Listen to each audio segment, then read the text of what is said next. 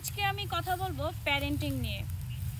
যে প্যারেন্টিং নিয়ে নাকি বাংলাদেশের 90% মানুষই হচ্ছে সচেতন না, বা অনেক কিছু বুঝেন না বা জানেন না। অ্যাকচুয়ালি বাচ্চা কাচ্চা হচ্ছে সৃষ্টিকর্তার অমূল্য এক সম্পদ, মানে একটা রহমত বলতে গেলে আমাদের জীবনে। বাচ্চা কাচ্চা আসলে আল্লাহ তাআলা যার উপর খুশি হন তাকে দান করেন। কিন্তু এই সন্তান নেয়ার আগ মুহূর্ত পর্যন্ত আমাদেরকে হচ্ছে প্যারেন্টিং নিয়ে আগে জানতে হবে, যে একটা বাচ্চাকে দুনিয়াতে এনে কিভাবে আমরা লালন পালন করব, তাকে পারিপার্শ্বিক যেই পরিবেশটা দেওয়া উচিত সেটা সম্পর্কে আমাদের অবগত হওয়া উচিত।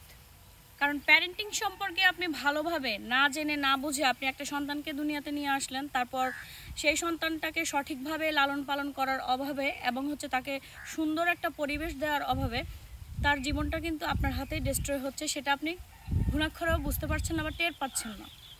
সো এটা নিয়ে আজকে আপনাদের সামনে কিছু কথা বলতে চাই। যেহেতু হচ্ছে আমি আসলে লাইফে অনেক বেশি অভিজ্ঞতা সম্পন্ন, আলহামদুলিল্লাহ অনেক কিছু দেখেছি এই জীবনে, হয়তো আপনারা অনেক বেশি অভিজ্ঞ আমার চেয়েও হতে পারে। কিন্তু আমার কাছে যেটা মনে হয়, বাংলাদেশের প্রেক্ষাপট অনুযায়ী একটা সন্তানের ব্যাপারে বাবা মা খুবই অসচেতন থাকে। এখন হয়তো আপনারা বলতে পারেন যে কোনো বাবা মাই তার সন্তানকে হচ্ছে ভালোবাসেন না, বা হচ্ছে তাদের সম্পর্কে বুঝেন না, বা তাদের ভালো চান না, এরকম বাবা মা খুব কমই আছে পৃথিবীতে। যদিও আপনারা এটা বলে থাকেন, তবে আমি বলবো যে এমন অনেক বাবা মাই আছেন যাদের সন্তানদেরকে তারা সুন্দর একটা পরিবেশ না দেওয়ার কারণে তাদের সন্তানরা ছোটোবেলা থেকে ট্রমাটাইজড হয়ে বড় হচ্ছে, এবং বড় হয়ে তাদের বাবা মায়ের কারণে তাদের জীবনটা ধ্বংস হচ্ছে। শুনতে অবাক লাগছে, আসলেই বিষয়টা তাই। একটা সন্তান দুনিয়াতে আসার প্রথমত কারণ হচ্ছে, যেটা মেইন রিজন আমরা ধরি, সৃষ্টিকর্তা একটা সন্তান কেন আমাদের উসিলায় দুনিয়াতে পাঠান, এটা আগে বুঝতে হবে। সৃষ্টিকর্তা একটা সন্তান আমাদের উসিলায় দুনিয়াতে পাঠান সৃষ্টিকর্তার সংখ্যা বাড়ানোর জন্য, তার বান্দার সংখ্যাটা বাড়ানোর জন্য এবং আল্লাহর গোলামি করার জন্য। কিন্তু সেই জায়গায় দেখা যাচ্ছে আমরা একটা সন্তানকে দুনিয়াতে এনে আল্লাহর গোলাম না বানানোর চেষ্টা করে বেশিরভাগ মানুষ আমরা মনে হয় যে আমাদের নিজেদের গোলাম বানানোর চেষ্টা করি। কেমন, সরি টু সে দ্যাট, এটা কেউ কিছু অন্যভাবে নেবেন না। যেমন হচ্ছে আমরা আমাদের মন গড়াভাবে আমাদের সন্তানদেরকে বড় করার চেষ্টা করা। আমাদের ধর্মের কথা চিন্তা করি, আমরা আমাদের ধর্মে আমাদের বাচ্চাদেরকে কিভাবে বড় করতে বলা হয়েছে, তাদেরকে কিভাবে সৃষ্টিকর্তাকে অনুসরণ করে জীবন সাজানোর কথা বলা হয়েছে, সেই দিকে আমরা না গিয়ে আমরা কি করি, আমরা আমাদের মন গড়াভাবে আমাদের সন্তানকে বড় করতে থাকি। এবং একটা বাচ্চা পৃথিবীতে আসার পর যদি টক্সিক মেন্টালিটিতে বড় হয়, সে কখনোই সুস্থ সুন্দর বাচ্চা হিসেবে গড়ে উঠতে পারে না।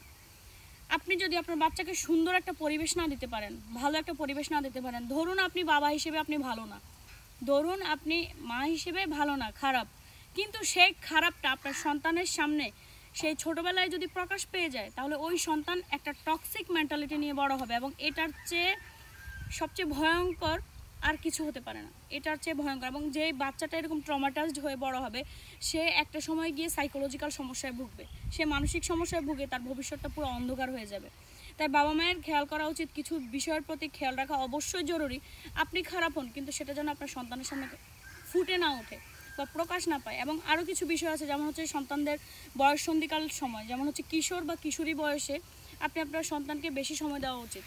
ওই সময়টাতে সন্তানরা হয়তো বেশি একাকিত্বে ভোগে, তারা দরজা বন্ধ করে দেয় এবং তারা অনেক ইনসিকিউর ফিল করে, ওই বয়সটাই হচ্ছে এমন।